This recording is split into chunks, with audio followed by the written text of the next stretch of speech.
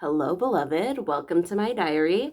I'm Tatami. Here we talk about whatever I want to. And today, I guess it's gossip, but I really want to talk through my feelings on some, spiritual, I guess, scandals that have been going on in the African traditional community, which African traditional religious community in the last week or so, 2 weeks. Essentially, not only was a charlatan exposed in our midst, an abuser, somebody who had been using a lot of Black women for free labor under the pretense that they were going to teach them some historical, traditional information about how our ancestors practiced, essentially.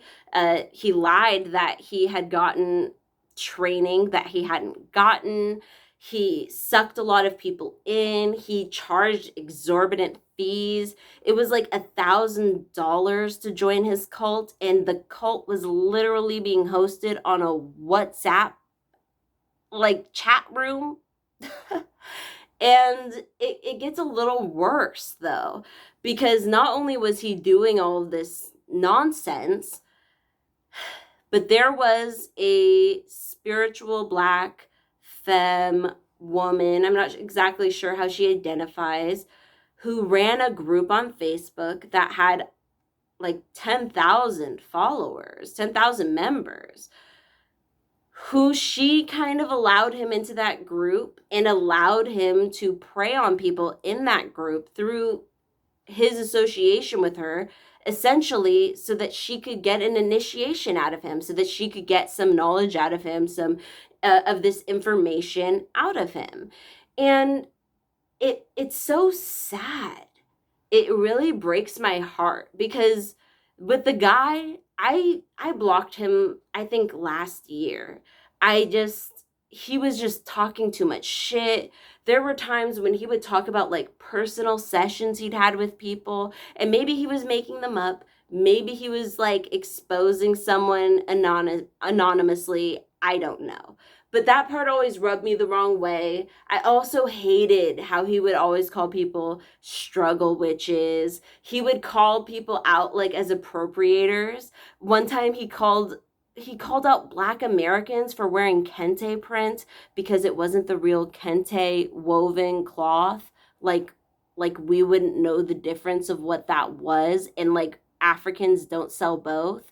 He would just insert himself. I remember when I blocked him last year, it was like silence took over my Facebook page. He was such a loud presence and voice, so loud and so wrong. So when he started coming for somebody I knew and like taking credit for her leaving her ex-husband, I was like, this dude, he's kind of crazy. And I had blocked him, and I had blocked him. This was after a series of things. But then it comes out that he's actually been super abusive to people. He's been using people for labor. He's been getting people ostracized. He kind of facilitated this mean girl attitude in the community, especially against people who were new to the religion. And sadly, the woman who let him into her group and kind of let him be a predator to everybody so she could get her initiation. And she also claims part of it was that she was trying to quietly get people out. I'm still kind of up for grabs on as somebody who also, I don't have a Facebook group with 10,000 people, but I have an Instagram page with about 70,000 followers. And I feel like it would be way more worth it to protect 10,000 plus people over getting an initiation from somebody who you kind of suspect ain't all there. I'm not sure what exactly her thoughts were. I get the feeling she's satisfied with the outcome because she got to leave and she got her initiation and she got to reach out to the person who he didn't receive his initiation from fully. So that person she's now connected with. It's really odd to me that she's very blasé about it. And then when people try and be like, dude, why would you let him do this? She keeps being like, oh, well, he wasn't on my Blitch approved list. And I'm like, wait, but girl, he was calling you his daughter. Why would somebody feel like they needed to look up some obscure list you created to see if he was a safe person when your mere association vouches for people? That's in any type of community, whether religious or otherwise. You legitimize people by associating with them, working with them, continuing to work with them. And so I don't know, y'all. I'm really upset because she kind of positioned herself as an authority in the community, and it made a lot of us step back like, oh, maybe I'm not as much of an authority as I thought I was, even if I've been through so many things and learned so many things, been through different types of classes and so on. It was really humbling for me, I guess, in these last week to realize like I'd been putting people on a pedestal who kind of were beneath me. I've never studied with a charlatan. I've sat at the feet of elders who were able to tell me oral history that I craved and that was honest. I have anybody I've ever paid for, I feel like I was being kind of saved by this girl being kind of snooty to me over the years and dismissive of me, because through her being dismissive of me, and of course that made me feel less than at the time, like I was in high school. What was I thinking? But through that, I was really saved. I was really saved from that whole cesspool that was occurring.